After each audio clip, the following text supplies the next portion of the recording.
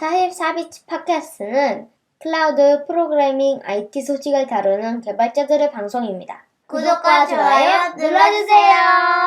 44비치 팟캐스트 에피소드 143화 시작하겠습니다. 안녕하세요. 안녕하세요. 안녕하세요. 안녕하세요. 네. 오랜만에 서비큐라님 오셨네요. 네. 거의 한 4달 정도 네. 된 것 같은데, 네, 오랜만에 그쵸. 인사드립니다. 반갑습니다.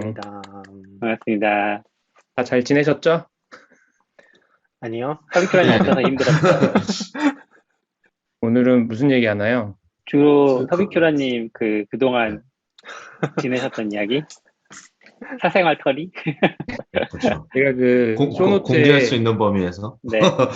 네, 있는 걸 보긴 했는데, 사실 요 서버 인프라랑 또 전혀 상관없는 얘기긴 해서, 네. 그래도 그냥 번외편으로 네, 잠깐 말씀드리면 혹시 그래도 궁금해하시는 분이 계실까봐. 네. 그러니까 이번에 저희 회사가 이제 뭐 3년, 5년, 10년 이런 어떤 연도별로 특별 휴가 같은 게 있어가지고 제가 몰랐는데 벌써 회사 다닌 지 10년이 돼가지고 우와. 작년에 이제 한 회사만 네. 와. 그래서 그 휴가를 받아서 그래 이번에 한번 그 미국을 좀 장기로 갔다 와보자. 왜냐면 애기도 요번에 이제 초등학교 들어가가지고 겸사겸사 그 전에 가보자 해서 갔다가 원래 계획 한 달 정도 있다 오는 거였는데 갑자기 중간에 리인벤트를 11월 말에 이제 한다고 해서 리인벤트를 하는구나. 근데 제가 있었던 데가 텍사스인데 그럼 텍사스에서 라스베가스까지 비행기 값이 얼마지 하고 검색해봤더니 한 5만 원 정도 하는 거예요. 그러니까 너무 싸. 오. 거의 뭐 서울 제주도보다도 더 싸. 그러네요. 네. 그래서 회사에 문의를 했더니 다행히 자리가 또 하나 비어 있어가지고 티켓이 그거 말씀드리고 저도 갔다 오겠다고. 그래서 갔다 오면서 연장을 하고 또 갔다 와서 또 바로 한국 들어오려고 했었는데 아마 그때 가보신 분은 알겠지만 갔다가 한 2, 3일 지나니까 이제 오미크론이라는 게 갑자기 터지면서 그 한국 입국도 원래는 들어오면은 그 격리 없이 되는 거였는데 격리도 10일인가 무조건 격리하는 걸로 생기고 네. 그래가지고 그러면 또 이렇게 할 거면 어차피 또 나중에 가족들 들어올 거니까 그때 또 10일 격리하고 먼저 10일 격리 20일 격리하느니 그냥 다 같이 들어오자. 그래서 이제 또 연기하고 이제 들어오려고 하는데 그 원래 한국도 들어오려면은 그 전에 그 PCR 검사를 해서 그 음성 확인을 받아야지 들어올 수가 있거든요. 근데 제가 미국에서 정말 억울하게 놀 거 안 놀고 되게 열심히 집에 콕 박혀가지고 방역을 하고 있었는데 어디서 걸렸는지는 모르겠는데 그래도 양성이 나온 거예요, 거기서. 아이고. 그래서 그때부터 막 엄청 꼬이기 시작하면서 그러니까 꼬인 게 그 미국이 이스타 비자로 보통 많이 가잖아요. 무비자로 해가지고 그게 최대 90일까지 되는 거고 제가 그때 남은 시간이 한 10일 정도밖에 안 남아서 이게 혹시 뭐가 비행기 연장해서 다시 음성 받고 나가면 되는데 또 양성이 나오면 어쨌든 뭐 적어도 한 3, 4일 후에 또 검사를 받을 테니까 그쵸. 그때부터 막 연기됐을 때 어떻게 됐는지 검색을 해봤더니 그 출국은 할 수 있대요. 출국은 할 수 있는데 나중에 들어올 때 이 사람은 약간 빨간 줄 같은 게 그어져 있는 거죠. 이미 한번 그 불법 체류를 한 이력이 있어서 굉장히 입국하기 까다로워지는. 그래서 또 검색을 해봤더니 나름 또 미국에서 그 코로나 관련해서 만약에 어떤 이슈가 생기는 것 때문에 그 비자가 늦어지면은 연장을 한 번 해준대요, 한 달. 그래서 너무 이게 합리적이구나, 말이 되네. 그래가지고 또 이제 연장하려고 전화를 했는데 알고 보니까 그게 엄청 까다로운 거예요. 그러니까 미국이 그 불법 체류자에 대한 거가 굉장히 까다롭다 보니까 그런 제도는 있지만 사실 그 제도 사용하기가 쉽진 않은 것 같고 그래서 제가 거기서 이민국 사람도 만나러 갔었는데 약간 되게 고압적인 자세. 그러니까 결론적으로는 제가 잘못한 거죠. 그러니까 애초에 한 달 남기고 빨리 출국할 생각을 했어야 되는데 왜 임박해가지고 출국을 해서 이런 안 좋은 상태를 만드냐 약간 이런 걸로 해서 계속 와. 마음 졸이다가 하루 남기고 들어왔어요. 마지막 날. 아, 그래서 아이고. 그 전날 너무 스트레스를 받아가지고 꿈에서 막 그런 꿈을 꾸는 거예요. 막 그 공항에 불이 났어. 그러니까 거의 못 가. 이미 나갈 수 있는 표도 끊었고 음성 확인서도 있어서 가면 되는데 그래도 여러 가지 또 가능성이 있잖아요. 변수들을. 변수. 와. 그래가지고 잘못하면 터미널 찍으실 뻔했네요. 그쵸 진짜. 거기 선만 오. 넘어가면 괜찮고 출국 아니에요? 아닌가? 제가 그것도 그래서 고민을 했어요. 일단 찍고 가면 이게 출국으로 인정을 해주나? 뭐 그런 것도 엄청 고민하고 그래서 비용도 그렇고 그 신속 검사 하는데 미국이 네. 제가 했던 데가 한 사람당 150달러 정도 음. 했는데 이제 가족이니까 그것도 검사하면은 또 곱하기로 비용 나가고 그리고 이제 와. 비행기도 다 연장해야 되고 그리고 또 놀지도 못하고 왜냐면 다음 검사 때 양성이 나오면 큰일 나니까 아, 네 그래가지고 좀 고생을 하긴 했는데 어쨌든 뭐 90일 전에 잘 와가지고 근데 지나고 나서 생각해 보니까 오래 있었던 게 좋긴 했었던 것 같아요. 언제 이렇게 오랫동안 그렇죠. 외국에서 있어 보겠어요. 그럼 3개월 재택이 아니고 그냥 3개월 다 휴가로 그래서 쉬신 그 거예요? 한 달 정도만 휴가로 했다가 네. 이제 나머지는 이제 재택을 하는데 거기가 시간이 텍사스의 오후 5시가 한국의 8시, 오전 8시 약간 그 정도 돼서 이제 5시에 저는 이제 일을 하는 거죠. 방에 들어가서 일을 하고 아이고. 그 한국의 점심 시간이랑 거기 이제 저녁 시간이 좀 또 맞으니까 저는 저녁 먹고 또 한 새벽 한 3, 4시까지 해야 원래 그 퇴근 시간이랑 맞는데 네. 그래도 회사분들이 많이 배려를 해주시더라고요. 알아서 한 새벽 2시 지나가면 잘 말을 안 걸어 주셔가지고 그래서 그래도 어떻게 보면 미국은 오후 5시, 6시 넘어가면은 사실 갈 곳이 있진 않잖아요. 맞아요. 상점들도 문을 닫고 하니까 그런 점에서는 조금 맞았을 수도 있겠네요. 그쵸. 뭐 저는 개인적으로 되게 괜찮아서 그러니까 밤에 원래도 새벽까지 뭘 하니까 새벽까지 좀 일하고 아침에 좀 느그막하게 일어나서 그냥 좀 또 내 할 일 하고 약간 그 낮에는 또 이제 방해받지 않는 또 내 시간이 있으니까 네. 내 할 일 하고 또 밤 되면 일하고 그 패턴이 뭐 나쁘진 않았던 것 같아요. 그래서 이거 진짜 조금만 더 문제 없이 이 프로세스를 잘 하면 다음에 또 한번 나갈 수 있지 않을까. 네. 근데 이게 정말 코로나는 실제로 걸리셨던 거예요? 근데 그 무증상이긴 했었어요. 왜냐면은 가족분들 다? 그쵸. 자녀분은 백신을 안 맞으셨던 거 아니에요?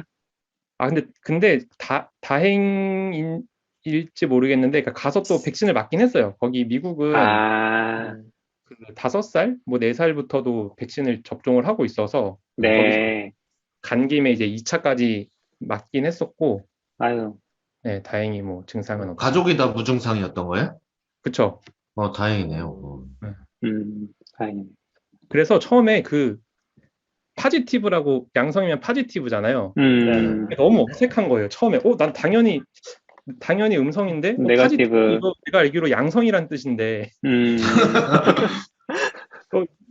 이런 결과가 나올 리가 없는데 왜 여기 파지티브라고 적혀 있지? 내 양성이면 좋은 거라서 이거 괜찮은 건가? 이런 생각하고 정말 상상할 수 없었던 값이 나와서. 네, 맞아요. 진짜 너무 당황스럽더라고요. 아예 그 생각도 안 하고 있었어가지고. 네, 아니, 진짜 생각도 안 너무 고생하셨네요. 요즘에도 보면은 해외여행 같은 것들 좀 가시는 분들이 있잖아요, 실제로. 그러니까 뭐 동남아도 그렇고, 네. 그게 뭐 지금도 상황이 좋진 않은 것 같지만. 근데 그런 거 봐도 저는 이제 항상 생각이 드는 게, 가서 아프면 어떡하지? 가서 걸리면 어떡하지? 이런 거가 너무 스트레스가 되니까 생각만 해도 그냥 약간 그거 거기서부터 이제 정지 상태긴 하거든요. 약간 그 다음 단계를 전혀 생각할 음. 수 없는. 근데 이제 맞아요. 맞아요. 서비쿠라님은 가서 그런 상황이 빠져버린 거니까 사실 생각해 보면은 진짜 엄청 힘들었을 것 같아요. 웃으면서 얘기는 하지만 이제 지나갔으니까. 어. 맞아요. 원래 다 지나가면 또 다 즐겁기 때문에. 그러니까요. 근데 그런 스트레스나 사실 진짜 힘들잖아요. 근데 뭔지 알 것 같아요. 그러니까 서비쿠라님이 아까 뭐라고 하셨지? 그 이스타 비자? 이스타 비자가 네. 끝났을 때 어떻게 되는지를 검색하는 게 또 그런 음. 사례가 많지 않을 텐데 비슷한 건 나올 것 같은데 아마 잘 안 나오고 막 뭔가 또 찾다 보면 좀 뭔가 단서가 있고 막 계속 그런 상황이잖아요. 보통 그런 케이스를 보면은. 그렇죠. 거기서 또 지금 지나면 생각해보면 좀 웃긴 건데, 결국 그 이민국에 연장 전화를 제가 했거든요. 연장 전화가 뭐 소문대로 한 1시간 정도 휴대폰 그냥 켜놓고 기다려야 간신히 연결이 되는? 그래서 어쨌든 연결이 아. 되더라고요. 그게 신기하게. 끊기지 않고. 오. 휴가 잘 그래서 돼 있네요. 네. 근데 근데 당연히 한국 같으면은 그 음악이 나오잖아요. 음악 같은 거 있었던 것 같긴 해요. 근데 그래요? 완전 그 벨소리는 아니었고. 음. 그래서 이제 안 되는 영어로 내가 지금 이런 문제가 있고 연장을 하고 싶다 그랬더니 그러면 이메일 주소를 알려달래요. 그래서 이메일이 이거 내 영어 발음을 잘 알아들을 수 있을까라는 걱정 하에 이제 스펠링을 다 말을 해줬는데 음. 결론적으로 스펠링 하나를 잘못 쓴 거예요, 그 사람이. 아. 그래서 이렇게 메일이 준다고 했는데 메일이 안 와가지고 또 한 3일 정도 기다리다가 다시 또 전화를 했더니 알고 보니 이 메일 주소가 잘못 들어갔고 근데 이미 이게 또 프로세스가 진행 중이기 때문에 중간에 바꿀 메일 수가 주소 없어. 없다. 그래? 그걸 뭐 바꾸지? 사람이 바꿀까 그러나? 네, 그래서 일단 그 포워딩은 해줄 수 있대요. 그러니까 한 번 정해진 이메일을 바꿀 수는 없는데 그 한 번 보냈던 걸 포워딩은 해줄 수 있다 그래서 그 막 포워딩 다시 받고 뭐 다시 출력하고 뭐 아이고. 그러느라고 미, 지나고 나니까 재밌네요. 이게 그땐 너무 미, 미국은 그런 식으로 부르는 거 아니에요? 뭐 애플의 A, 뭐 그렇게 슈퍼맨의 했죠. S, 맞아, 막 맞아. 그러니까 서비스 할때 S as 슈퍼 막 이렇게 하고 U as 엄브렐라 이렇게 했는데 중성이니까 이메일 도메인이라 틀린 거 아니에요? 도메인에서? 도메인에서 틀렸나? 그러니까 그 생각도 했어요. 내가 Gmail을 그냥 Gmail로 얘기를 했었어야 되는데 또 엄하게 또 내 개인 메일 얘기해가지고 그런가 그럴 것 싶기도 같아. 하고 아니면 그래서 그걸 겪고 나서 제가 그 알리아스 이메일 하나 만들긴 했어요. me 골뱅이로 해가지고 우리 근데 진짜 서비큐라닷컴이 어렵잖아요. 그렇긴 하죠. 근데 저 지금 방금 생각났는데 우리 진짜 큰일 날 뻔 한 분 생각났어요. 그 알프레드님이라고 저희 회사에 왜요? 아시나요? 그분은 네, 알죠. 이메일을 해시 값으로 만들어가지고 쓰시거든요. 맞아. 패스워드 생성기로. 맞아. 막 A37B 그런 거요? 대문자 A 네, 한 엄청 뭐, 길게. 한 30자, 성선이도 아는 분 30자 되는 아니에요? 거. 30자 되는 거 아실 것 같아. 같은데? 네, 알긴 아는데 왜 해시로 쓰시는 거예요? 그러니까 그 알프레드님 설명에 의하면은 그냥 잠깐 얘기해 보면은 그 패스워드도 우리 자동으로 만들잖아요. 그런 랜덤 생성으로. 그럼 아이디도 랜덤 생성 자동으로 만들면 되지 않을까 해가지고 그렇게 만드셨다고 들었어요. 저는. 음. 그게 근데 개인 메일이에요? 그러니까 실제 사용하는 메일인 거예요? 메일도 있었을걸요? 그 GitHub 아이디에 연결되는 메일이 그거였던 걸로 기억하고 있기는 해요. 근데 뭐 물론 다른 메일이 있을 수도 있겠죠. 근데 그거를 말해줘야 된다고 그래서, 하면은 그래서 GitHub UI가 자꾸 깨져요. 맞아요. 맞아, 이메일은 또 그 띄어쓰기가 없어가지고 아마 막 스크롤 막 생기고 그럴 것 같은데 UI에서. 그 이름이 길어가지고. 그분은 못 돌아오시겠네. 문제 생기면. 근데 갑자기 해시라고 하니까 시드 스트링이 뭔지가 궁금하네요. 뭘 해시로 하셨을까? 해시는 아니고 랜덤일 거예요. 랜덤 문자야. 그래. 그 랜덤 패스워드 제너레이션. 생성이 같은 걸로 그렇게 얘기하셨던 것 같아요. 해시 값은 아니었고. 대박이네요, 진짜. 유님 들어오셨네요. 안녕하세요. 안녕하세요. 보통 그 개발사 하시는 분들은 뭐 샌프란시스코 출장 같은 거 자주 가시고, 이제 한국 분들은 LA 쪽도 이제 많이 가시고, 그다음에 그 리인벤트 때문에 라스베가스 정도 요런 얘기는 저희가 많이 했던 것 같은데, 텍사스는 좀 처음인 것 같아서. 텍사스는 좀 어떠셨나요? 그러니까 제가 개발 관련된 게 사실 거의 없어가지고 다 간 것도 그냥 개인적으로 놀러 간 거고 그리고 잠깐 좀 찾아보긴 했어요. 뭐 텍사스에 그래도 좀 유명한 업체, 기업 뭐 있나 했는데 네. 보니까 구글이 있긴 하더라고요. 텍사스 구글 어, 지점이. 아, 오스틴 쪽에 있지 않아요? 오스틴 쪽에 맞아요, 좀 맞아요. 많은 것 같던데. 네. 오스틴 쪽에 있었고 저는 이제 미국 잘 모르니까 미국 가도 이렇게 도시 위주로만 다니고 그런 어떤 크기에 대한 개념이 없었는데 그것도 이번에 처음 한 게 그 텍사스 주 하나 크기가 우리나라 크기랑 비슷하더라고요. 전체 크기랑. 오, 그래서 남북 합친 거? 남한 정도 크기였던 것 같아요. 남한 정도? 아, 더 큰 것 같긴 한, 아무튼, 네. 네, 그래서 저는 당연히 텍사스 안에 오스틴이 있고 저도 텍사스니까 오스틴에는 뭐 맘만 먹으면 편하게 갈 수 있는 거리라고 생각했는데 가는데 한 8시간? 음, 그래서 아. 거기서 그래 미국이 왜 이렇게 주로 나눠져 있고 왜 주마다 이렇게 마치 하나의 나라처럼 독립적인 걸 하는지를 그때 좀 알았어요. 이게 워낙 땅덩이가 넓으니까 이게 애초에 그렇게 될 수가 없구나. 했었고 이게 진짜 크구나. 나라가 크구나. 제가 대충 찾아봤는데 면적이 텍사스가 69만 5천 제곱킬로미터, 남한이 10만, 북한이 12만. 그렇구나. 그래요? 뭐야 이거 사실 이상한데? 훨씬 크네. 네, 엄청 큰 꽤 것 같아요. 크네요. 비슷한 게 우리는 8시간이면 갔다 오잖아요, 우리는. 그쵸, 그죠, 그쵸, 갔다 그쵸. 오죠. 네. 그 둘이 합친 거에 대한민국 자체의 한 3배 큰 거네요. 네네. 그래서 지도 겹쳐진 걸 보는데 실제로 엄청 큰 것 같고, 막 동해랑 서해까지 다 포함되어 있는 면적? 크기로 나오네요, 보니까. 저도 다른 얘기긴 한데, 홈카이도가 거의 남한이랑 크기가 똑같거든요. 그 하나가요. 네네, 그럴까요? 홋카이도 하나가. 오, 그래서, 한국이 진짜 작구나, 와. 우리나라. 그런 거 많이 그렇네. 생각했었어요. 네.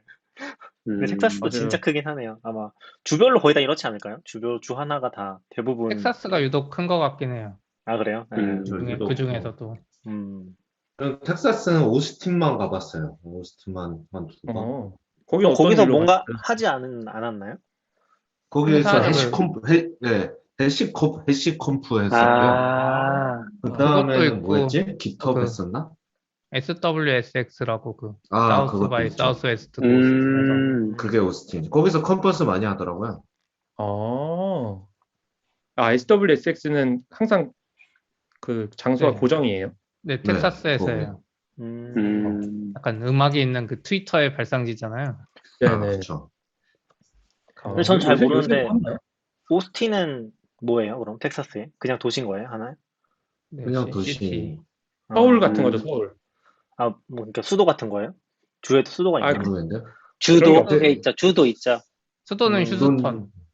휴스턴이 제일 유명하죠, 휴스턴. 텍사스는. 맨날 휴스턴.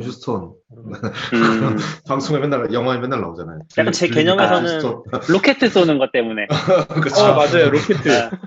네. 제 개념에서는 네. 네네. 추상화 정도가 이제 그 텍사스에서 머물고 있어가지고 얘기해 주세요. 그 제임스 웹도 아마 제가 갔을 때쯤 발사했나? 정말요? 이거 휴스턴을 가야 되나? 했는데 휴스턴도 한 8시간 걸리고. 그래요? 가셨어야죠. 멀다. 가셨어야죠. 네, 그래서 유튜브로 확인했습니다. 그럼 진짜 텍사스에 네. 텍사스 인스트루먼트 유명하긴 하잖아요. 그렇죠. 텍사스에 있나? TI. 예, 텍사스에 있네요. 지금 찾아보니까 댈러스에 있다고. 그 이름만 왠지 텍사스고 저기 샌프란에 있을 것 같은데 아니네요. 네네네. 네. 그래서 거기서 그냥 요양하고 또 생각보다 좀 많이 지르긴 했어요. 간 김에 그 맥북 프로가 나왔는데 이거를 신청하니까 바로 그 발표 날 다음 날 살 수가 있는 거예요. 이게 한국은 좋다. 조금 걸리잖아요. 그거 하려면. 네. 그래서 그래 여기까지 왔고 이게 또 혹시나 하고 또 애플 홈페이지 들어가서 이렇게 픽업 선택했더니 내일 가능 이렇게 써 있어가지고 그래 한번 좀 써보자 싶어가지고 그거 와. 사고 애플 스토어는 가까운 데 있었군요. 네, 애플 스토어는 다행히 한 시간 거리에 있었어요. 음. 그리고 거기 블랙 프라이데이도 거기서 지내가지고 불프 하니까 맞아. 가격도 네. 할인을 많이 하긴 하더라고요. 그래서 거기서 또 애플워치도 사고 어, 그래서 이것저것. 그럼 그냥 에어비앤비 구하셔가지고 오래 계셨던 거예요? 아, 거기 살고 계신 친척분이 계셔가지고 그 아. 집에서 살았죠. 그래서 좋더라고요. 그렇게 거기는 이제 높은 건물이 없고 다 단독주택에 이렇게 게러지 있는 스타일로 이제 집이 되어 있으니까 그쵸. 아, 이게 진짜 집이구나. 약간 이런 생각. 아, 너무 부럽다. 아, 근데 같은 그래서 닭장이죠, 닭장. 그래서 일정 연기하기가 좀 쉬우셨군요. 아, 그쵸. 그게 네. 정말 안 그러면 막 연기할 때마다 이동 왔다 갔다 힘들고. 맞아요. 네. 이동도 그렇고 비용도 엄청 문제였을 텐데 음. 네, 다행히 집이 있어서 좋았고 뭐 좋았던 거는 뭐 쓰레기 버리기 편한 거, 음식물 쓰레기 버리기 편한 거 이런 거 너무 약간 너무 죄책감 좋아. 느껴지지 않나요? 죄책감 느껴지는 거 한 이틀 갑니다. 아, 그거 저는 갈아서 그대로 버리는 거 그냥 말하시는 거죠? 네. 네. 막 물도 들어있는 상태로 그대로 버려버리잖아요. 그 아, 까만 네. 네. 저는 좀 미국 뭔가 가면 죄책감보다 얘네가 이렇게 버리는데 우리나라가 분리수거 열심히 한 게 도대체 무슨 소용인가 이 지구에 약간 이런 생각이. 사실 통계해 보면 의미가 없기는 해요. 전 세계 음식 쓰레기를 합친 것보다 미국이 음식 쓰레기 많이 버린다고 합니다. 아, 진짜요? 근데 네, 일반 그것도 쓰레기는. 있고 한국은 약간 현실적인 문제가 있잖아요. 파묻을 땅도 쓰레기를 없고 미국은 그렇긴 파묻을 땅도 하죠. 많은데 우리는 그렇게 안 하면 우리도 지금 쓰레기 막 재활용을 막 어디 수출해야 된다 그러잖아요. 한국에서 못하니까 재활용도. 근데 미국은 뭐 널린 땅이 너무 많아서 맞아요. 그래도 미국도 쓰레기 수출한다고 들은 것 같은데 내가 수출한다고 하나? 그래요? 그래도. 판다고. 예. 근데 아까 서비쿠라님이 얘기하신 건 디스포저 말하시는 거 아니에요? 갈아서 버리는 거? 그러니까 아닌가? 갈아서 버리는 것도 편하고 아, 네. 음. 뭐 그 외에 뭐 공포 영화에 맨날 나오는 거야? 제가 그거 나오는 공포 영화는 안 봤지만 비슷할 것 같아요. 네. 무섭다. 우리나라는 그게 좀 법 제약이 좀 있는 것 같더라고요.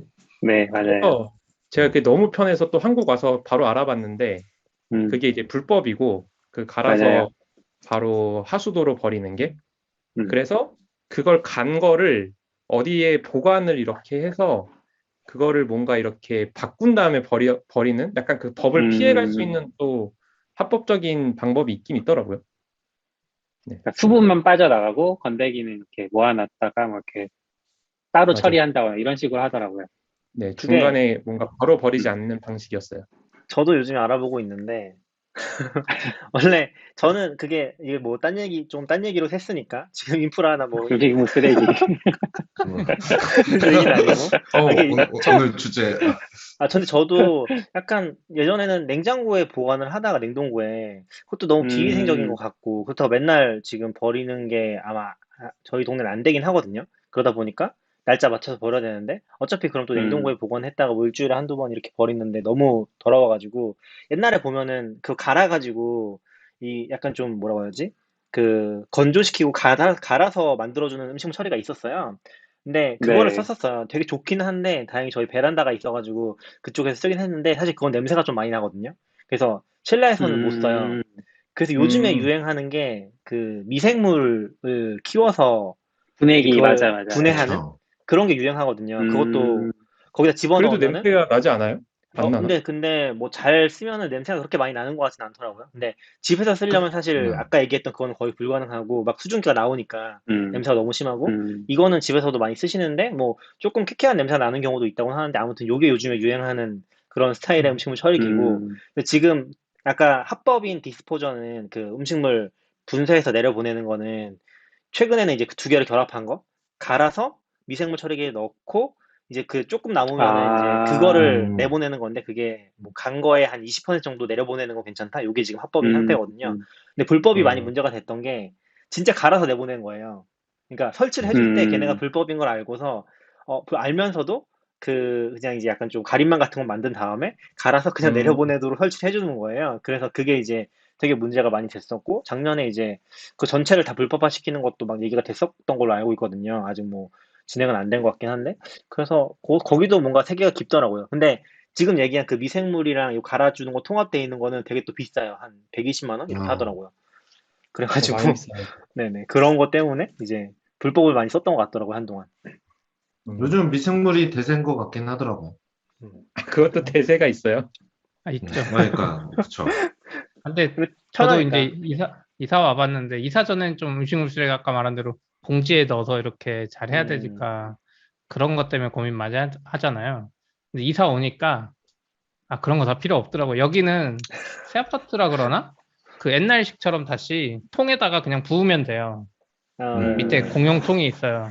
그러면 이제 그거 쓰레기 몇 개 나왔는지 가지고 나중에 관리비에 이제 전체 인구수로 그냥 나누는 가구수로 나누는 방식인데 그리고 이제 싱크대에는 이렇게 돌아가는 게 있어요, 뭐가. 근데 그게 가는 게 아니라 물기를 빼줘요, 이렇게. 탈수기. 아, 이라고 살짝 누르면 윙 하고 물기를 좀 빼주고 그럼 그거 모았다가 그럼 쓰레기가 아무리 많아도 내가 버리고 싶을 때 그냥 내려가서 버리면 되고 실제로 어디지? 정부에서도 그런 걸 시도하는 것 같더라고. 오히려 바뀌는 것 같더라고요. 예전 네. 봉지까지는 모르겠는데 막 시범 사업을 하고 있는 게 음식물 쓰레기 버리기 전에 내가 이렇게 태그를 하고 하면 딱 버린 만큼만 돈을 내는? 저희 부모님 집이 그렇게 돼 있고, 그럼 저희 그건 봉지 동네도 넣어서 하는 건가요? 네. 그러면? 거기는 그냥 봉지는 아무거나 되고 이렇게 카드 찍고 털면 맞아. 뭔가 계산이 되는 것 같더라고요. 그렇고 저희 동네는 여기 시가 그런 것 같은데 음수봉이 아예 없더라고요. 그냥 맞아. 말씀하신 CP 얘기한 것처럼 그냥 갖다가 버리기만 하면 그게 저도 그래서 너무 편해요. 전에는 그 얼린 거 꺼내서 이렇게 언 거 그쵸. 조금 녹았을 때 다시 펼쳐가지고 이렇게 다시 넣고 막 너무 힘들었거든요. 그거. 그랬는데 광양, 제가 이제 가족들이 광양에 있으니까 광양 가서 음식물 쓰레기 어떻게 버리나 봤더니 거기는 칩이 있어요. 아, 그게 맞아요. 그 방식인가 보다. 네, 칩을 사야 돼요. 그런 건 아무나 팔고 음수봉 사듯이 칩을 사서 그 칩을 음식물 쓰레기 함에다가 붙여가지고 밖에 내놓으면 그걸 수거해 가면서 칩도 떼가는 그런 방식을 쓰더라고요. 근데 문제는 이제 이 통 있잖아요. 음식물 쓰레기 담는 통이 이제 뭐 그냥 아무거나 써도 되는데 그 통을 자꾸 누가 가져가. 집에서 좀 멀리 한 100m 정도 떨어진 곳에다 놓거든요. 거기 이제 이렇게 그 마을에서 모아놓는 곳인데 아무도 통에다가 안 버려요. 그래서 그러면 어디다 버리나 봤더니 음식물 쓰레기를 그래서 잘 분리수거를 안 하고 그냥 일반 쓰레기 합쳐서 막 버리기도 하고 그러더라고요. 그게 너무 귀찮고 분실이 많이 되니까. 그리고 음식물 쓰레기 아까 분해기? 미생물 분해기 뭐 이런 얘기도 하셨는데 지인 집에 갔는데 거기는 미생물 분해기는 아니고 그냥 싱크대 밑에 그 음식물 쓰레기 버리는 곳이 따로 이렇게 기계가 있었어요. 그래서 여기다 놓으면 냄새 나지 않냐, 건조기인데 냄새 나지 않냐 그랬더니 그 냄새 나는 거를 그 싱크대 아래에 있는 하수구로 연결을 해서 냄새를 그쪽으로 내보내기 때문에 냄새가 안 난대요. 실제로 냄새도 안 나고 편리하기도 하더라고요. 또 이게 수분은 수분대로 또 빠져 나간다고 하고 그래서 그런 방식 되게 좋다 생각했어요. 그 미생물 그거는 좀 약간 그러니까 진짜 미생물이라서 갑자기 맞아요, 김치 같은 맞아요. 거 막 버리면 막 미생물 힘들어하고 막 죽고 그래서 잘 키워야 되더라고요. 약간 뭐 저번에 또 트위터 보니까 이렇게 처음에는 탄수화물 위주로 이렇게 키워줘야 애들이 건강하다고. 빵 같은 거 먹이고 해야 된다고. 네, 그쵸. 거의 반려네요. 반려 쓰레기가. 반려 미생물. 근데 키우는 재미가 있다고 또 얘기하더라고요. 근데 스페님네 집은 그럼 어디서 버리시는 거예요? 그 층에 있는 거예요? 아니면 내려가긴 아니요. 해야 되는 거예요? 그 재활용 쓰레기 하는 게 1층에 있고 모아져 있어요, 1층에. 거기 같이. 그게 편하긴 하더라고. 근데, 완전 고급 단지면은 이제 그것도 층에 있는? 그러니까 한국은 거의 없는 걸로 알고 있는데 층에 있는 경우도 있고 일본 같은 경우도 완전 고급 단지는 아예 층에 배치를 해서 맞아요. 재활용이랑 이제 음식물 쓰레기 자체를 그냥 거기서 버리도록. 그리고 아마 한국의 어딘가 되게 고급 아파트는 집에서 시그니엘. 집에서 시그니엘 보면 그냥 막 버리던데? 네, 네, 집에서. 옆에 딱 그러면 진짜 근데 안 좋은 것 같아.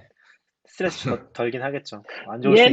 옛날에 지은 아파트들 중에 그런 아파트도 있지 않았나요? 집에서 그때 이제 분리수거 개념 나오기 전에 집에서 어딘가에 이렇게 문을 열고 쓰레기를 맞아요. 투척하면 그 음, 투척된 게 이제 아파트 지하에 쭉 모여가지고 어디로 흘러가서 뭐 태운다든지 아니면 이런 식으로 그게 약간 열 미국식 경합 아니에요? 발전 같은 것도 하고, 예, 약간 우리나라도 그런 그렇게 느낌으로. 있나? 네, 그거 옛날에. 분당 아파트도 다 30년 돼서 분당 아파트 30년 된 것도 다 있는데 다 막아놨잖아요. 네, 막아놨죠. 아, 왜 그래요? 막았을까요? 분리수거 때문에 법으로 그런가? 그것도 있고 냄새 많이 나서 아까 낙교님도 말했는데 올라오니까 냄새가. 한국에서도 뭐 리조트 같은 데 가면 층마다 음식물 모아서 버리는 데도 있고 막 그런데 그러니까 시그널도 마찬가지인데 그 공간 문을 여는 순간 냄새가 너무 역하잖아요. 그래서 저는 사실 이렇게 1층에 야외에 있는 게 좋긴 하더라고요. 엄청 잘 돼 있어요. 시그널 음식물 딱 버리고 바로 옆에 개수대도 있어요. 이렇게 발로 음. 밟아 그것도 물 나오면 발로 밟으면 물 나오고 이렇게 씻고. 개수대 좋네요, 개수대. 예. 저도 항상 가면 약간 손에 물기가 남잖아요. 맞아요. 찝찝하죠. 그래서 역시 근데 신축이 좋구나 그걸 느끼고 있죠. 쓰레기 얘기로만 30분을 할 수 있네요, 저희가. 그래도 서비크라님 얘기도 많이 들었어요. 맞아요.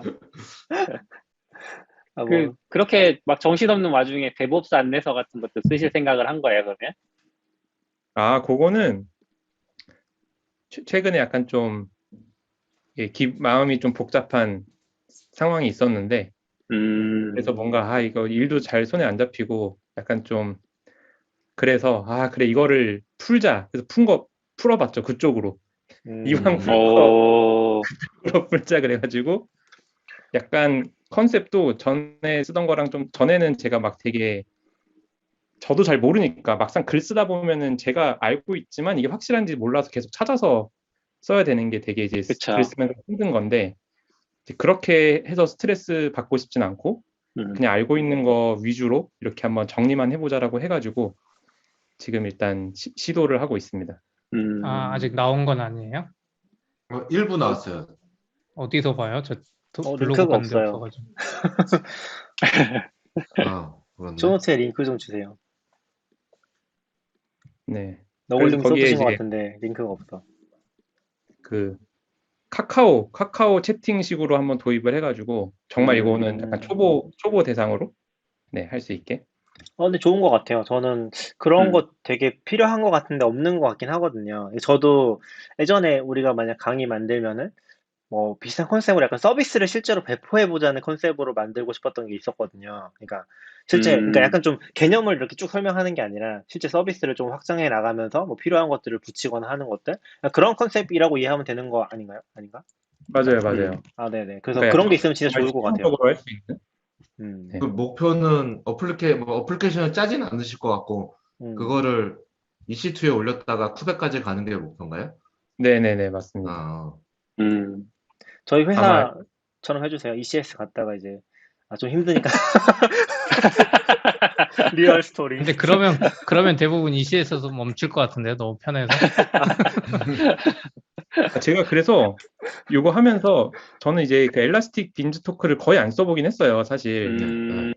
그 좋다는 얘기는 많이 들었는데 어차피 저는 도커로 하니까 안 쓰고 있다가 그래도 이게 배포인데 엘라스틱 빈즈토크 한번 써봐야 되지 않을까 했는데 너무 편한 거예요, 진짜. 정말 허로코랑 비교하면 어떤가요? 그러면? 그러니까 비슷하게 편한데 더 상세하게 설정할 수 있으니까 굉장히 매력적이긴 하더라고요. 네. 근데 실제로 그래서 뭐 다른 사람 얘기를 하기 좀 어렵지만 실제로 다른 분들의 경험을 좀 들어보면은 거기서 못 벗어나시는 경우가 많더라고요. 그러니까 이게 너무 그럴 수도 편하니까 있을 회사에서 것 같아요. 그냥 배포해 놓고 이게 잘 돌아가니까 약간 그 다음 단계로 못 넘어가는 경우가 많긴 하더라고요. 근데 뭐 물론 작은 데서는 상관은 없는데 사실 한계가 있다고 저는 생각을 하거든요. 저희 회사도 초반에 카피스트라노 너무 잘 썼지만 한계가 있거든요. 뭐 50대씩 이제 업데이트 하려고 하는데 하나 에러 나면 문제가 생긴다든지 그리고 뭐 빈지토크도 저도 뭐 깊게 써보진 않았는데 뭐 고질병들이 좀 있는 걸로 알고 있거든요. 고질적인 문제들이. 그래서 그 다음 단계로 너무 좋으니까 못 가게 되는 아까 CP님이 맞아요. ECS 얘기하신 것도 그렇고 약간 만족할 수 있는 거죠. 요 정도면 돼 나는. 그런 것들이 살짝 맞아. 있는 것 같아요. 보면 빈스토크에서 다음으로 못 넘어가는 가장 큰 장벽이 컨테이너화한 것 같아요. ECS에서 이쪽은 컨테이너는 있으니까 어떻게든 옮길 수 있는데 저거는 컨테이너를 만들어줘야 되는데 저쪽에서. 근데 지금은 어려워. 빈지토크도 컨테이너 되지 않아요? 네, 되더라고요. 근데 되는데 빈스토크 쓰는 사람이 컨테이너 뭐 해서 그럴 수 있죠. 굳이. 그쵸.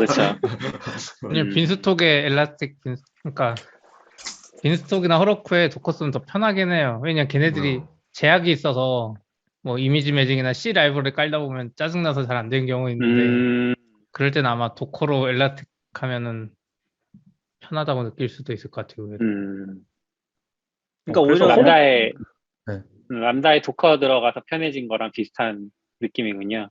그쵸.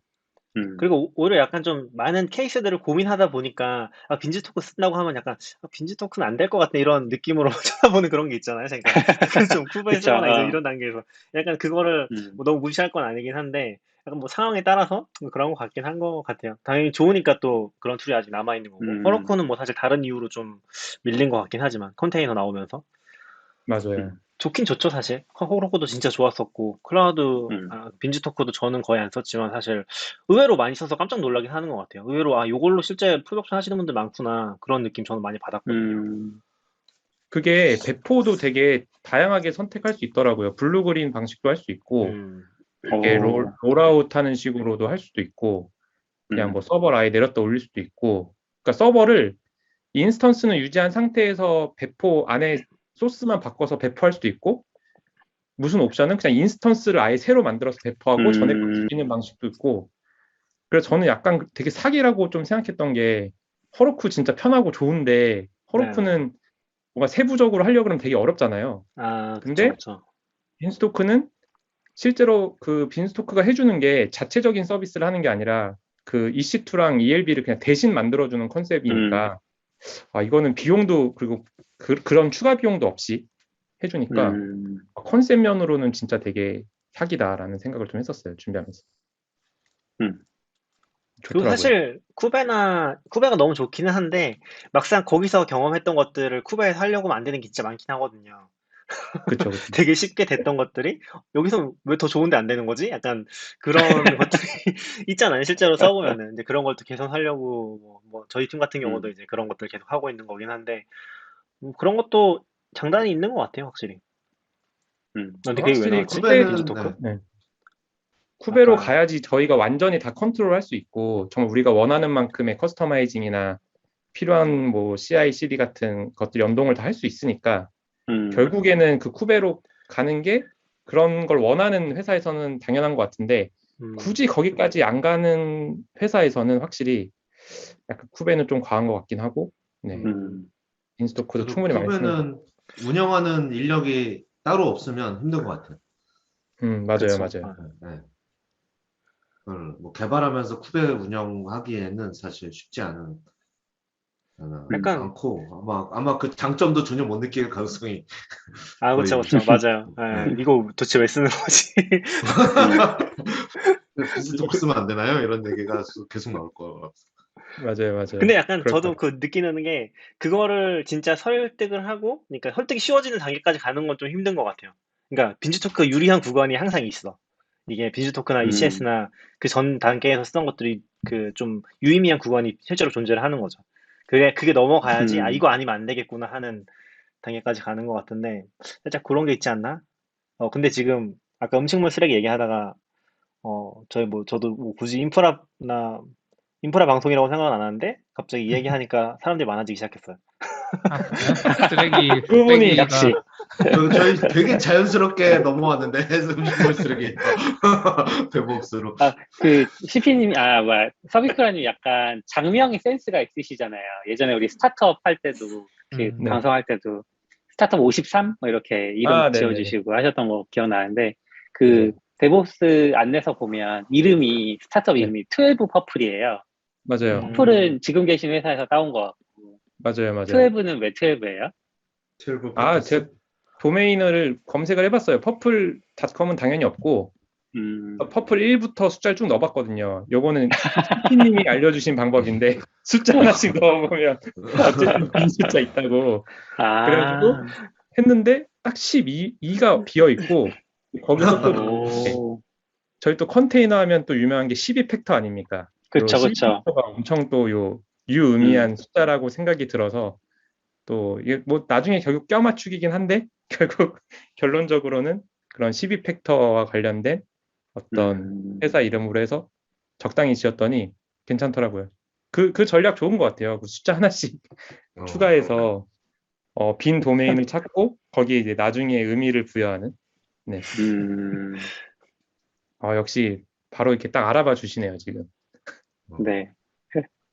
저번에 저는 그 사실- 재밌었습니다. 컨셉도 너무 좋았었는데. 그쵸. 맞아요. 끝 멈춰서. 다시 해주세요. 근데 그때 다시 진짜 하시죠. 하고 바로 코로나가 나왔던 거죠, 그때. 네, 맞아요. 맞아요. 벌써 그 2년 온라인으로 전이네? 해야 되겠네. 2020년이죠, 그러면? 네네. 네네네. 와, 진짜 오래됐구나. 무슨 일이 맞아요. 있었던 거지? 코로나의 직격탄을 받은 스타트업이잖아요. 그러게요. 맞아요. 그렇네. 다행히 서버비는 안 나가고 도메인까지밖에 안 사서. 그렇죠. 다행이다. 도메인 사고. 도메인 사고. 코로나 망했네. 끝나가니까 다시 이제 맞네. 코로나의 직격탄이었네. 네.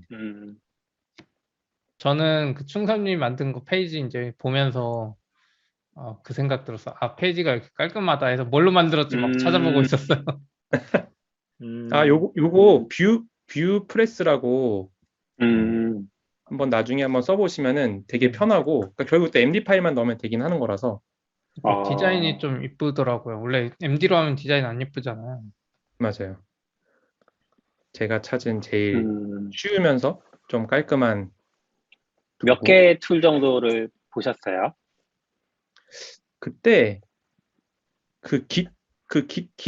깃으로 유명한 그거 뭐죠? 깃북. 깃북인가 맞나요? 네. 깃북은 그러니까 지금도 마지막 버전도 충분히 쓸만하긴 한데 그 개발이 멈춘 것 같던데 맞나요? 그런가? 모르겠네요. 거기는 서비스로 그 제공하는 거 상업화한 아니었어요? 걸로 알고 있어요. 예. 네, 그래서 됐는데, 지금. 저도 검색을 해보니까 그게 상업화를 해서 거기 회원 가입을 하고 쓰던가 아니면은 상업화하던 시기까지 개발했던 거는 이제 오픈 소스로 그대로 남아있긴 하더라고요.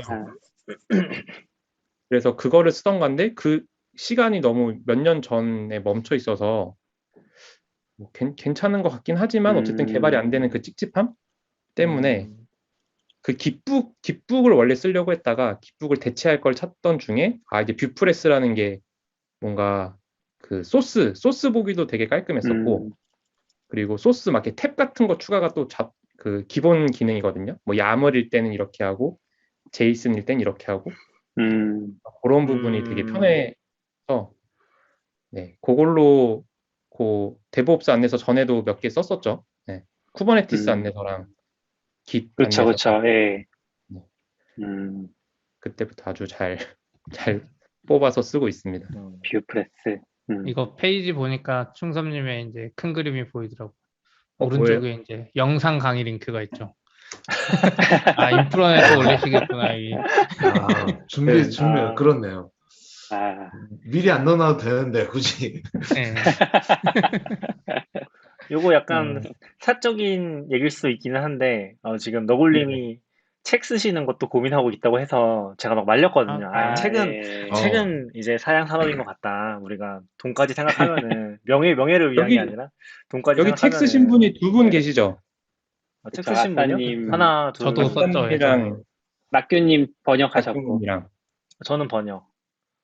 근데 너무 힘들지 않아요? 책 쓰는 거? 그러니까 이거는 너무 힘들고 너무 너무 힘들고 근데- 가성비가 안 나온다. 전 요즘에 생각하면 더 잘할 수 있을 것 같아.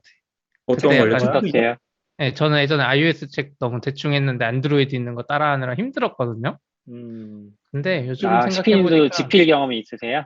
네, 저는 뭐 iOS로 용돈 벌기 뭐 이런 거 대충 했는데 잘 모를 때 용돈 벌기예요, 제목이?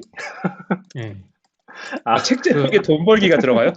네, 왜 요즘 안드로이드로 유튜브로 용돈 벌기 이런 거 되게 많잖아요. 안드로이드로 용돈 벌기 해서 그분이 막 PHP로 서버 만들고 한 거 있어서 그냥 그거 iOS 버전으로 그냥 네이버 다닐 때 조금 했는데 힘들었거든요.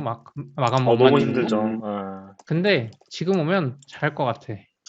그리고 돈도 잘 벌 수 있을 것 같아요. 어떤 차이가 있어요? 그때랑 지금이랑? 그때는 뭔가 주니어고 아직 막 3년 차고 뭔가 잘 써야 되겠다는 이 압박감도 있고 막 그랬는데 요즘에는 그냥 대충 딱 빨리 쓰고 저기 누구야 그 편집자한테 주면 편집자가 어차피 다 고치거든요.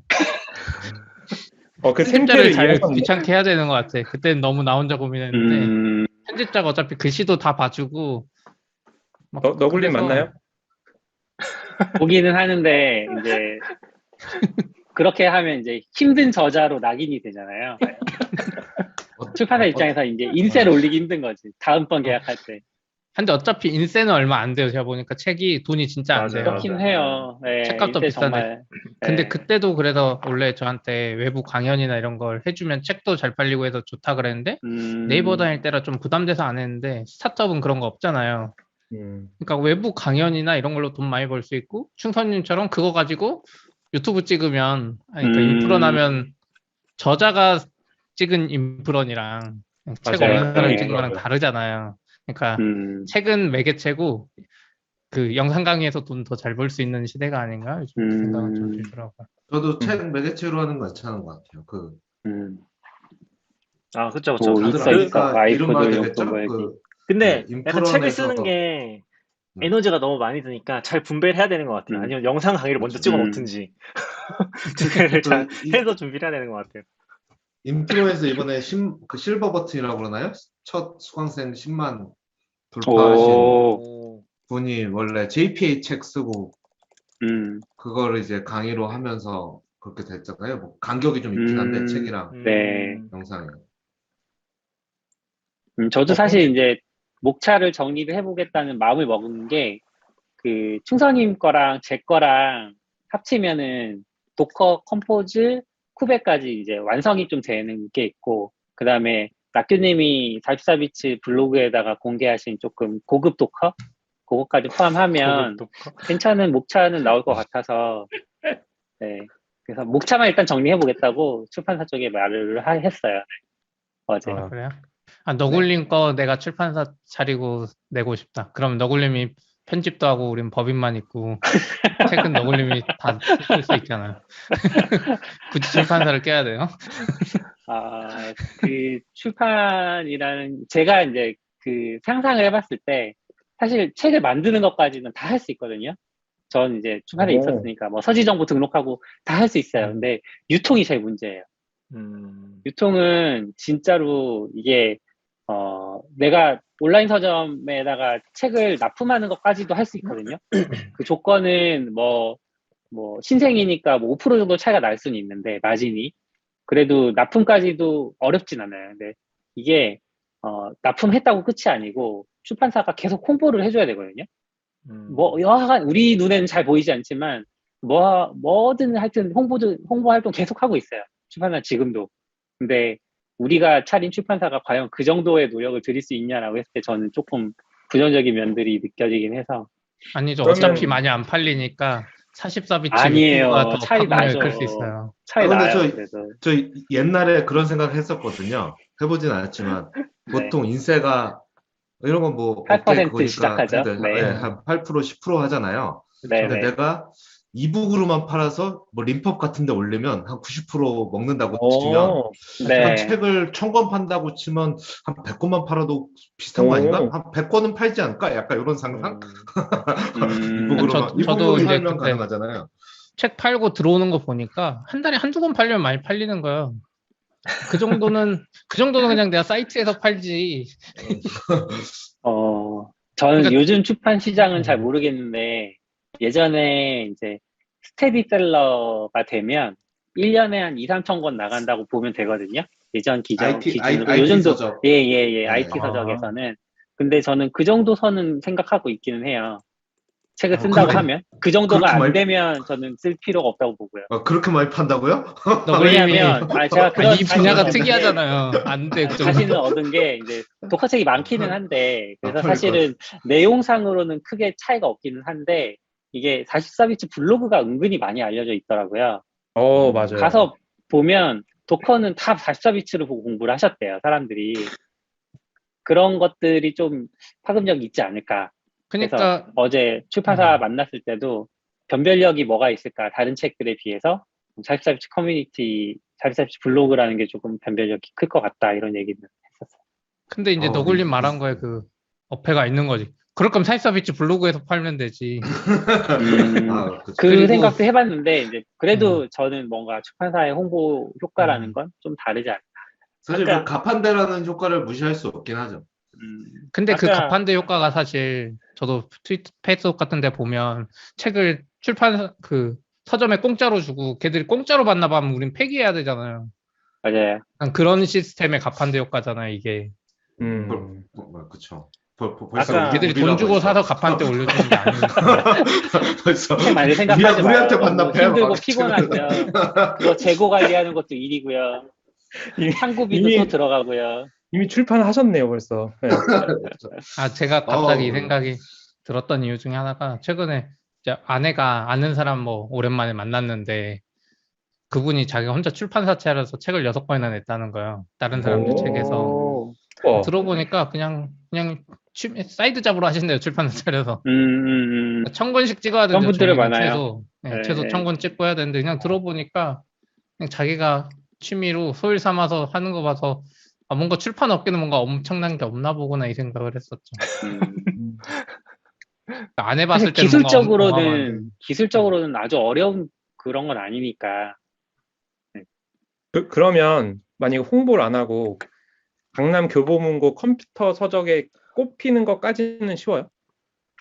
그거는 이제 그 어디에 꼽히느냐인데 꼽히는 건 사실 사람들이 많이 찾으면 교보에서 사갈 테니까 벽에다 꽂아놓는 거는 할 수 있어요.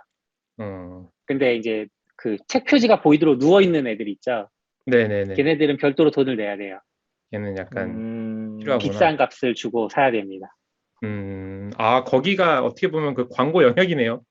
네, 맞아요. 그 인터넷의 광고 영역처럼. 네네.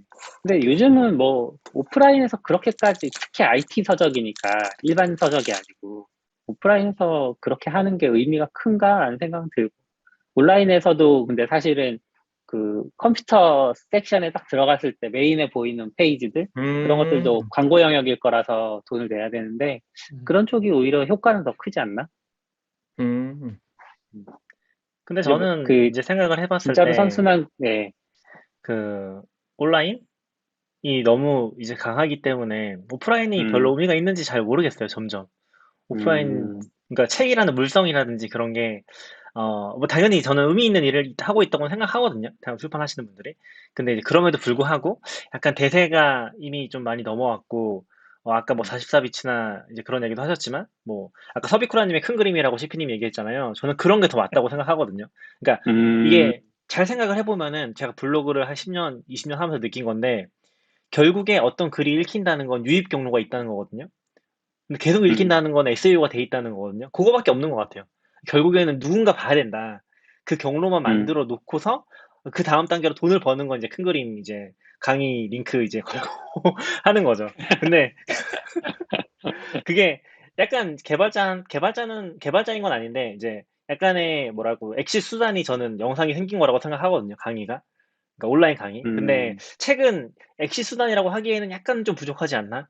약간 진짜 스테디셀러가 될 거라는 보장을 미리 좀 깔고 가는 게 굉장히 힘든 영역이지 않나? 라는 생각이 좀 들어요. 근데 온라인은 그게 좀 가능한 것 같거든요. 유입 경로만 어느 정도 만들어내면은 이게 얼마나 팔릴지가 예상 가능한 것 같아요. 마케팅 쪽도 거의 좀 그런 식으로 움직이는 것 같고 요즘에는. 근데 오프라인이나 이제 그 책만 가지고 했을 때 책의 그 저명성이라든지 이런 것들은 약간 좀 저는 도박성이 있는 느낌이 들거든요. 까보는 거죠. 그쵸. 까보니까 네네. 이게 진짜 잘 팔려. 이건 좀 아닌 것 같아. 약간 그런 느낌으로 가지 않나? 라는 것도 있는 것 저도 같긴 해요. 만약에 저희 구성원 중에 혹은 저를 포함해서 책을 먼저 쓰겠다고 하시는 분이 계시면 말릴 거예요. 근데 지금은 조금 다른 게 충섭님도 그렇고 이렇게 저희 블로그도 있고 그다음에 영상 강의도 있는 상황이다 보니까 어떻게 보면 최저선을 조금 끌어올려 놓는다는 느낌으로 그러니까 그렇게 이걸 뭐 돈으로 다 표현할 수는 없지만 어쨌든 이렇게 성장 곡선이라는 게 있는데 이 최저선을 이렇게 확 올려버리면 전체적으로 좀 상향되는 효과들 뭐 생태계에 기여하는 면들도 생각은 하고 있고 그런 다양한 그게 것들 더 때문에 중요하긴 네. 하죠. 저는 그래도 약간 네. 2, 3천 건 빡센데? 라는 생각은 들긴 하는데 빡세죠. 네. 네. 잘 근데 저는 약간 그 이게- C++ 기초 뭐 이런 건 팔 수 있을 것 같은데 그렇죠. 쿠버네티스 네. 도커는 그러니까 그런 면에서 이게 될지 안 될지 모르겠는데 만약에 책 디자인을 약간 성경책처럼 이건 무조건 해야 되는 것처럼 근막에 예. 약간 데브옵스 바이블 뭐 이런 거. 네, 아니, 약간 데브옵스 그거죠. 바이블로 수학의 해서 네. 정석 디자인은 회사마다 한 권씩은 꼭 꼽혀 있어야 될 것처럼 디자인은 이런 전략 어떠세요? 괜찮은 것 같아요. 네, 좋죠. 약간 거기서 이제 그게 있는 것 같아. 그걸 돈을 벌 거냐 말 거냐의 차이는 돈을 벌고 싶으면 44비트 출판사를 차리고 거기서 전집으로 팔아. 요즘 보니까 애들 책 전집으로만 팔아. 애들 책. 예. 하나만 안 팔고 막 전집으로 사면 동영상 강의 주고. 근데 확실히 글을 쓰는 거는 좀 쉽진 않은 일인 것 같아요. 그러니까 저희도 그때 맞아요. 그런 얘기 했었잖아요. 강의를 할 때 그 강의를 하면은 뭐라고 해야 되지? 한 10번, 20번씩 계속 다시 찍게 되잖아요. 뭔지 아시죠? 혼자서 찍어보신 분들은 다 아시겠지만. 근데 네. 저도 최근에 들었던 것 중에 하나인데, 저 지금 인테리어 하고 있는 업체가 그 인스타그램 라이브를 하거든요. 근데 그분도 혼자서 그 자기가 작업한 집을 이제 촬영을 해보려고 엄청 했었대요. 근데 한 20번 정도 하고 이제 계속 하면서 이거 도저히 못하겠다 하고서 인스타그램 라이브를 켜고 사람 있는 것처럼 하니까 이제 뭐 30분, 1시간 이렇게 하는 게 되는 것 같더라고요. 그 얘기를 들으면서 역시 약간 좀 그 연속성 가지고 좀 한 번에 쭉 갈 수 있는 그런 시스템을 만들어야지 이게 되는 것 같고, 강의도 뭔가 진짜 그거 찍으려고 하면은 틀리면 다시 찍어야 될 것 같고 이렇게 계속 맞아요. 하는 게 있잖아요. 그래서 그런 차이가 좀 있는 것 같아요. 그거를 좀 낮출 수 있는데 책은 그걸 낮출 수가 없으니까 사실 그거 이제 보다 보면은 시간이 진짜 힘들고, 저는 진짜 그 번역할 때 진짜 힘들었던 시간이 리뷰할 때 너무 힘들었거든요. 너무 힘들게 번역하고서 이걸 또 1000페이지 되는 걸 2번씩 읽어야 되니까 그 시간이 너무 고통스러웠거든요. 그거 비슷한 것 같아. 곡괭인가요? 저는. 네, 네. 네네네. 근데 낙교님도 이제 처음 책을 하니까 막 오타 있으면 안 될 것 같고 그렇잖아요. 저도 처음에 좀 그랬는데 약간 팟캐스트랑 똑같아. 아무도 내 책 안 봐. 어차피 안 팔리고 많이 팔려 2,000권이니까 이게 그리고 그런 희소식이 마음 있어요. 가지면 좀 희소식. 편한데 그냥 제 여기. 예상으로는 근데 2,000권 막 팔려도 너굴님이 그 인프런에서 본 거보다 못하게 되지 않나요? 그러진 않나? 계산해 그런 볼게요. 상상은 드네요. 그럴까요? 저는 왠지 비슷하거나 저도 조금 더 나은 정도 아닐까 싶긴 한데 솔직히. 저도 왜 그러냐면 예전에부터 저희 회사가 인프런 그 기업 해가지고 막 들으라고 했는데 처음에 잘 안 들었어요. 시니어급들이 많다 보니까. 근데 요즘에는 다 영상 듣겠다는 분들이 이제 신청해서 하는데 또 바꿔야 되는데 저를 이제 막 호출하니까 그걸 보다 보면 확실히 많이 들어요. 팩캠이나 유뎀이나 맞아요. 인프런이나. 예. 영상은 확실히 그리고 이제 저도 예전에는 영상으로 뭘 배울 수 있겠어 했는데 면접 보다 보면 영상으로 배운 분들 생각보다 많고 뭐 그게 책으로 배운 거랑 별로 차이도 안 나는 것 같고 그런 생각 많이 들더라고요. 요새는 영상도 다 질이 좀 좋아진 것도 많아서 괜찮아진 것 같더라고요. 그리고 지금 조병기님 맞을까요? 조병기님이 구독자 8,000명이라는 얘기를 해주셨는데 마침 저희가 또 구독 8,000명을 넘었거든요, 이번에. 언제 넘었는지 잘 모르겠어요. 지금 8,100명인가 그렇던데. 근데 약간 저는 뭐 최근에 이제 아웃사이더님도 같이 하자고 했었지만 뭐 다른 분들도 그렇고 약간 요거를 레버리지 잘해서 써주시면 좋은 것 같아요. 이거를 누가 가지고서 가는 건 아니니까 잘 레버리지 하실 수 있으면은 하고 또 뭐 44비치에도 기여해 주시고 하면 좋지 않을까? 그런 생각이긴 합니다. 저희도 많이 늘긴 했는데 사실 그렇게 잘 활용은 못하고 있는 것 같아서 유튜브도 그렇고 좀 좋은 정보들 해주시면 좋긴 한데, 요즘 IT 쪽도 뭐 재밌게 하시는 분들 좀 있잖아요. 근데 저희는 약간 팟캐스트 빨리 했던 건 좋은데 약간 좀 늘어지는 느낌이 있긴 해서 관리가 잘 안 되다 보니까. 밀린 건 다 올렸습니다 이제. 맞아 들었습니다. 수고하셨습니다. 수고하셨습니다. 이제 잘라서 올리는 거 해봐야지. 여기서 좋은 이야기 치피님이 새로운 M1 프로세서와 함께 인코딩 속도가 빨라져서 작업을 맞아요. 급박급박 해내고 계세요. 정말 그 인코딩 속도가 유의미하게 달라졌어요? 16인치 M1 맥스 그거 좋은 거 했는데 32 GPU짜리 네. 처음에 엄청 빨랐잖아요. 그 다음에 이제 맥북 에어 가져와서 똑같은 거 한번 해봤죠. 별 차이가 없었더라고요. 아, 그래요? 정말요? 그런지 알았는데 M1 에어도 빨랐어, 알고 보니까. 이게 무슨 일이지? 네, 아, 내 갑자기 마음속에 무슨 뭔가 일이지? 그런 거였고 모르겠어요. 저도 근데 그거 느낀 게 네. 맥북 에어랑 맥북 프로랑 제가 사용하는 지금 노드 JS 애플리케이션 똑같더라고요. 그 속도가.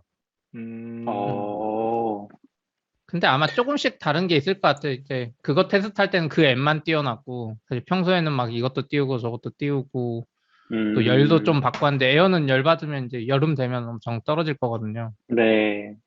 그건 있겠죠. 음. 약간 이거 그 기분이죠. 기분이 좋아서 새 컴퓨터가 생기니까 다 올려버렸죠, 주말에. 좋아요. 아, 근데 저희는 그 지금 아마 CP님이 받은 게 회사 맥북일 텐데 충전료 하루 만에 받으셨다고 했잖아요. 근데 이거 막 밀려가지고 이제 막 받으신 걸로 알고 있거든요. CP님도 거의 초반에 신청하신 거 아니었어요? 맞죠. 아, 약간 그 차이가 있어요. 한국에서도 조금 더 빨리 받을 수 있는데 한 달 정도는. 근데 저희는 네. B2B로 구매하다 보니까 일반 할인보다 훨씬 싸게 사거든요. 그러다 보니까 일반 소매에서 사는 것보다 또 한 달이 더 걸려요.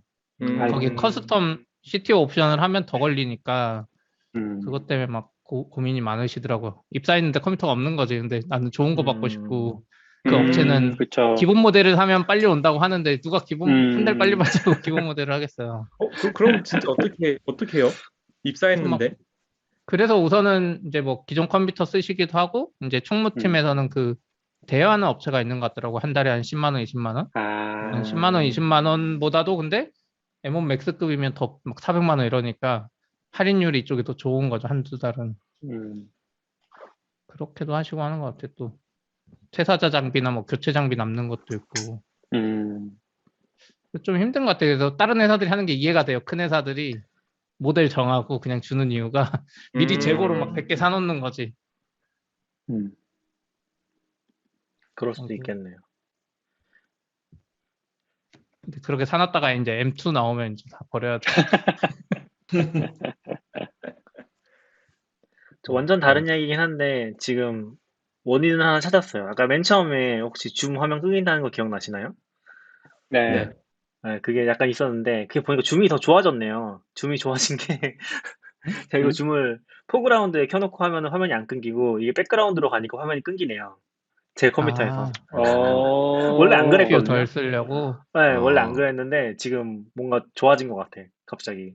그래서 지금 왜 갑자기 끊기다 안 끊기다 하는데 소리는 잘 들리는 것 같고 그래서 보니까 요런 차이가 있기는 하네요. 네, 그거 하나 생각났고 저희 시간이 뭐 일단 1시간 넘긴 해서 네, 네. 노골님 정리해 주시죠. 네. 네네. 오늘은 그러면 여기까지 얘기할까요? 갑자기 네. 다른 얘기들 많이 했네요. 그러니까요. 오랜만에 잡담해서. 음식물 다들. 쓰레기와 책 쓰기 이야기를 많이 했는데, 네. 서울크라님 너무 반가웠습니다. 그러면- 또 놀러 오세요. 네네. 땡, 네. 스타트업 준비해 주세요. 땡. 네. 그럼 다들 수고하셨고, 다음 주에 뵙겠습니다. 네, 해주셔서 감사합니다. 고맙습니다. 네. 들어주셔서 감사합니다.